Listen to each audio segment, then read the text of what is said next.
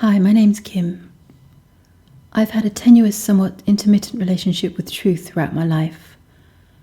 I've sometimes buried it beneath comfortable half-lies and bent it to suit my needs and purposes, to put a slant on things, or held it within the walls of story, that it's not to offend people or hurt their feelings, that I don't want to rock the boat, or what's the point, it's only a minor situation.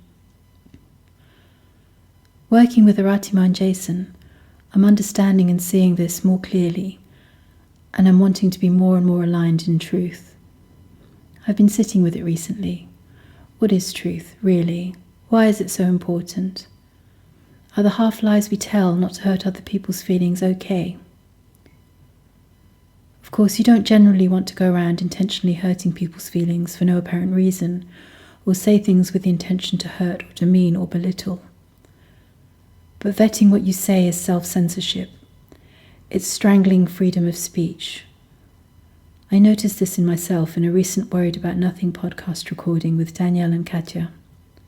I edited myself. I wanted to take out some things I said because of thoughts of how they would be received. That felt inauthentic to me. It was a knee-jerk reaction that smacked of hiding, of cowardice, of not wanting to be me, of burying my head in the sand.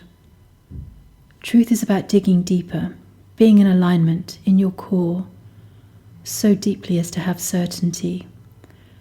Have the power of your convictions, knowing on a fundamental, foundational level what truth is.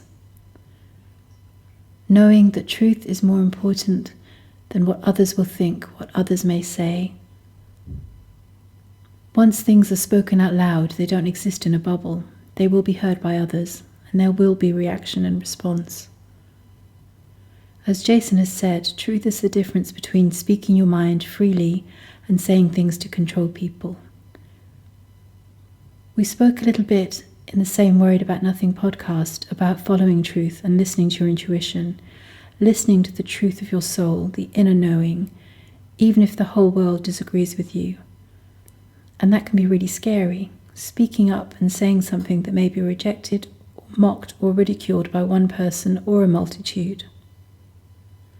The makers of the recent Out of Shadows documentary did just that, spoke truth in the face of mass resistance, going against the status quo, the accepted norm, the collective conscious narrative, showing the unpalatable truth hidden beneath. And that is another thing about truth. You always need to dig deeper. Be more and more honest with yourself. Dig down further. The surface truth, in inverted commas, the slick, pat answers and explanations and self-defenses are not truth. Truth comes from deep within, from the heart and soul, from the core. What is comfortable and easy to digest and accept is so often the story, the excuse, the rationalization covering the truth. Truth will often make you feel raw, vulnerable, defenseless. And that is where truth resides and blossoms, radiating outward till it eclipses the stories, the lies, the small comforts. It's the living lava below the surface, not the dried crust on top. By surrendering to the deepness of truth, you fall into the font from which all that is real emerges, into source, into pure inspiration, true seeing. What I am learning from Arati Jason is that holding rigidly to something you believe, that you know, believe that you are, freezes you in that moment. It sounds and feels hollow when you speak it. Letting go with open hands and open heart, and being willing for truths to become ever deeper until you fall into the ultimate truth, that you are pure love, that you are eternity, that you are not anything that a label can encompass, will allow truth to emerge. Truth is not nice, it's not stilted, it's not polite, it's not passive. It's honest, it's real, it's raw. It can be a shield, a sword cutting through lies. It can cause conflict. It can take the form of pushing back. It can be action as well as word. Harati Ma spoke of truth in the latest Wisdom Life School call. She said, "You have to follow your truth within and know that in the sovereign state of who you are everything.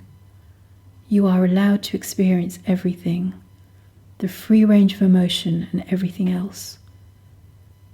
It is only when you are in like and dislike that you are in a state of bondage and suffering.